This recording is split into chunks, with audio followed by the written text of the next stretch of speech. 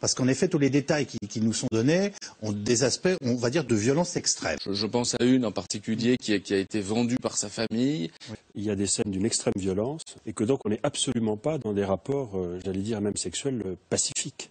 Alors quand on regarde cas par cas, 99,99% des prostituées se prostituent sous la contrainte. Et parce qu'elles sont tombées dans un système d'exploitation et que c'est marche ou crève. C'est ce qu'explique dans son association F. Chaponel en disant c'est fini, on pourrait même dire l'aspect romantique des prostituées de 40-50 ans autonomes qui ont choisi leur vie et qui disent on sait ce qu'on fait, on a affaire à des réseaux mafieux, abominables, à de la traite humaine, et parfois d'ailleurs avec des mineurs dans les rues françaises la nuit. J'ai l'impression quand même qu'intellectuellement parlant et politiquement parlant, dans le débat public, ce débat rejoint le débat sur la pénalisation des clients.